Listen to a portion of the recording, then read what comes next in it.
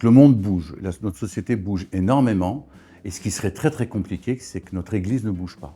Donc le projet Zacharie, c'est un projet dont l'idée est de se déplacer pour permettre de mieux réfléchir, d'aller voir ailleurs comment les autres font pour nous donner des idées chez nous. D'aller voir ce qui se passe en Angleterre, c'est pas du tout pour faire des copier-coller, on l'a dit et redit à travers différentes interviews, mais c'est comment peut-être redécouvrir ensemble, en communauté, dans nos églises, la prière communautaire. Comment s'attendre à Dieu. Ça nous a surtout confortés dans le choix de confier notre projet à Dieu.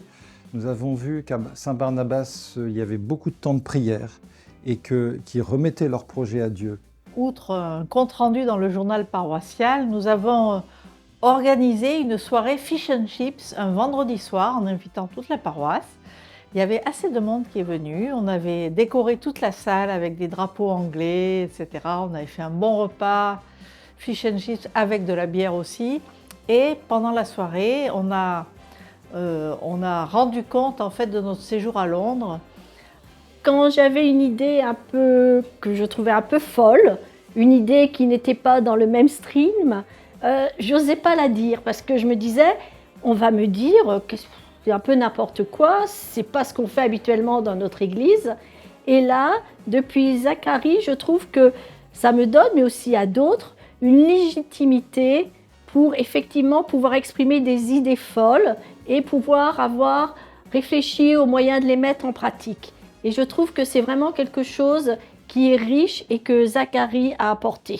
À partir de cette expérience, j'ai eu envie d'aller à la fête de la musique sur le parvis du temple, et de faire chanter des gens, et de partager comme ça un peu notre foi aux gens qui passent, de nous ouvrir un peu aux autres. Ça nous a permis effectivement de démarrer assez rapidement de nouveaux projets comme les groupes de marche, dans lesquels il y a beaucoup de gens qui sont intéressés.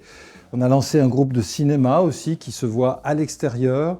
On a organisé une permanence d'écoute chaque semaine. Je pense que l'objectif, c'est de nous mettre en mouvement. Le petit groupe qui était parti, le conseil, ceux avec tout le bouche à oreille aussi. Moi, je sais que j'avais eu des discussions sur les bancs avec des paroissiens avant de partir.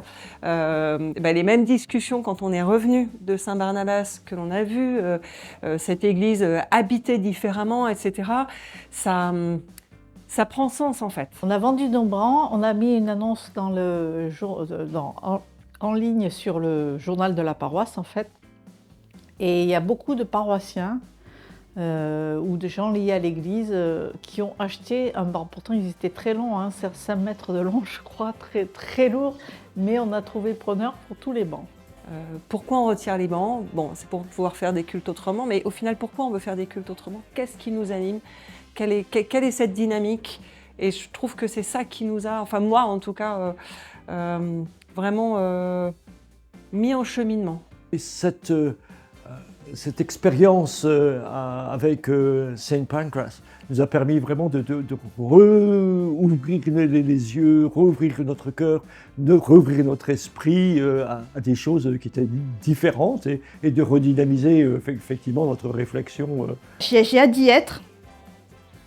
Et qu'est-ce que je m'attends à trouver? Alors, de l'inspiration, de l'innovation, de la joie, des idées. Et toujours dans un seul but, c'est de faire connaître l'Évangile. Je pense qu'ici, on ne manque pas d'idées et de projets, mais peut-être qu'on a encore certaines barrières psychologiques, traditionnelles, qui pourront peut-être tomber parce qu'on aura vu concrètement l'impact que ça peut avoir quand on ose. Saint-Barnabas, ça nous a permis, je dirais, d'oser, de déclencher des choses. Et ça nous a donné beaucoup de confiance.